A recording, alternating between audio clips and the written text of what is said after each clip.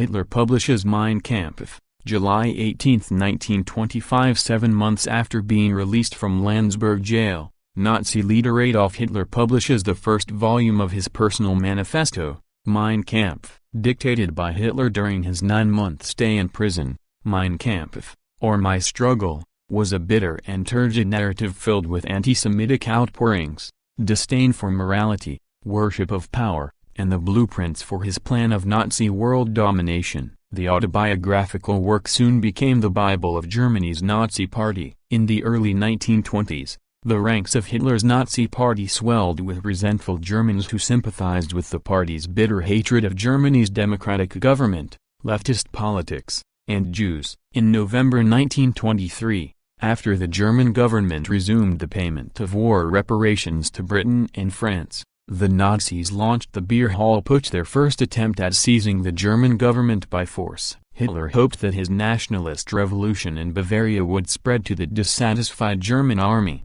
which in turn would bring down the government in Berlin. However, the uprising was immediately suppressed, and Hitler was arrested and sentenced to 5 years in prison for high treason. Sent to Landsberg jail, he spent his time dictating his autobiography, Mein Kampf, and working on his oratorical skills. After 9 months in prison, political pressure from supporters of the Nazi Party forced his release. During the next few years, Hitler and the other leading Nazis reorganized their party as a fanatical mass movement that was able to gain a majority in the German parliament, the Reichstag, by legal means in 1932. In the same year, President Paul von Hindenburg defeated a presidential bid by Hitler, but in January 1933 he appointed Hitler chancellor, hoping that the powerful Nazi leader could be brought to heel as a member of the president's cabinet. However, Hindenburg underestimated Hitler's political audacity, and one of the new chancellor's first acts was to use the burning of the Reichstag building as a pretext for calling general elections. The police under Nazi Hermann Göring suppressed much of the party's opposition before the election,